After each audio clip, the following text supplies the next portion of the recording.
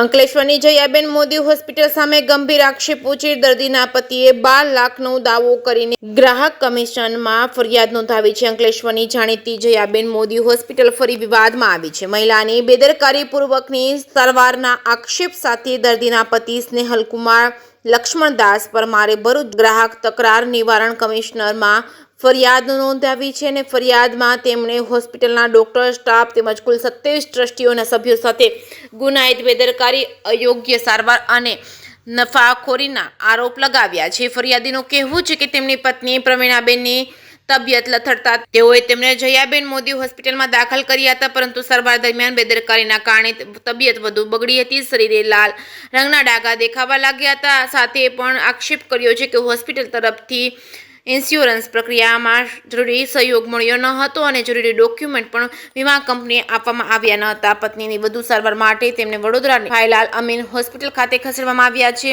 ફરિયાદ અનુસાર જયાબેન મોદી હોસ્પિટલે નકામું વર્તન કર્યું અને કેશલેસ વીમાની સુવિધા ન અપાતા સિક્યુરિટી પેટે લીધેલો ચેક પણ બાઉન્સ કરાવ્યો હતો। ફરિયાદી સામે કેસ દાખલ કરાયો છે। બીજી તરફ હોસ્પિટલના મેડિકલ સુપ્રિન્ટેન્ડન્ટ ડોક્ટર આત્મી ડેલીવાલાએ તમામ આક્ષેપોને પાયા વિહોણા ગણાવ્યા છે। નિવેદનમાં જણાવ્યું છે કે ફરિયાદમાં કરવામાં આવેલ દાવાઓ માત્ર બદનામી ફેલાવવા માટે કરાયા છે। હોસ્પિટલની સારવાર અને પ્રક્રિયા નિયમ મુજબ કરવામાં આવી છે।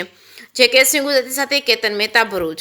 નમસ્કાર, હું ડૉક્ટર આત્મી ડેલીવાલા જયાબેન મોદી હોસ્પિટલમાં મેડિકલ સુપ્રિન્ટેન્ડન્ટ તરીકે કાર્યરત છું। ગઈકાલના રોજ એક પ્રેસ નોટ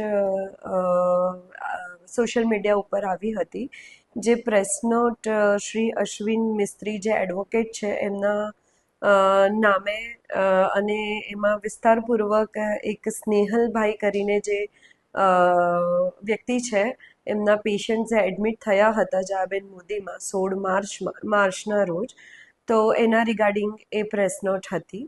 એમાં ટોટલ 4-5 અલગ અલગ જાતના એલિગેશન મૂકવામાં આવ્યા છે। એ જે એલિગેશન છે એના વિશે હું આજે ખુલાસો કરવા માંગુ છું Jayaben Modi multi speciality hospital તરફથી।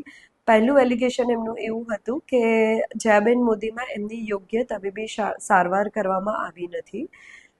જયાબેન મોદી હોસ્પિટલ વર્ષોથી પેશન્ટના સેવામાં કામ કરી રહી છે અને વર્ષમાં લાખો દર્દીઓને કમ મૂલ્યે અને વિનામૂલ્યે સેવાઓ પૂરી પાડે છે।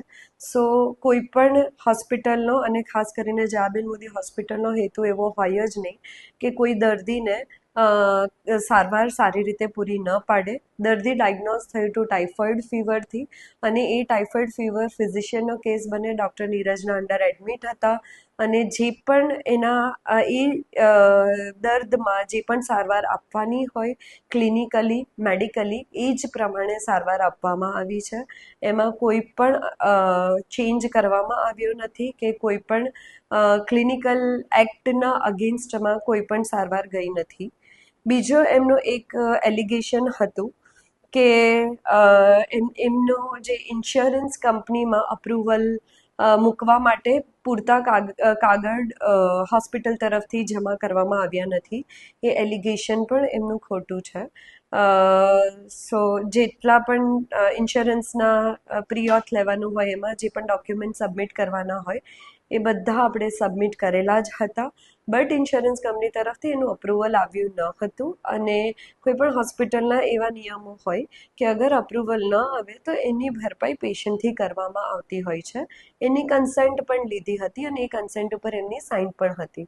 સો એ જે એમનું એલિગેશન છે કે ઇન્સ્યોરન્સ માટે કાગળ હોસ્પિટલ તરફથી આપવામાં આવ્યા નથી તે પણ તદ્દન ખોટું છે।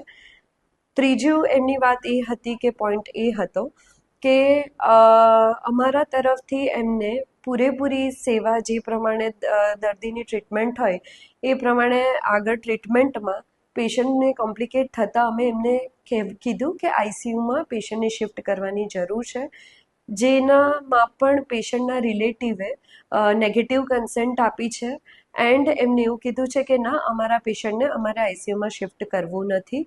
એ કન્સેન્ટનો રેકોર્ડ પણ છે અમારી પાસે। આ બધું થયા પછી જ્યારે પેશન્ટ ટ્રાન્સફર લેતું હતું હોસ્પિટલમાં અને તે દરમિયાન પેશન્ટનું કંપની તરફથી કોઈ અપ્રુવલ આવ્યું ન હતું ઇન્સ્યોરન્સ કંપની તરફથી, તો according to the procedure they have to submit the check or the payment to the hospital. But એમને ચેક આપ્યો અને પછી એ ચેક એમને જ જાતે કેન્સલ કરાવી દીધો.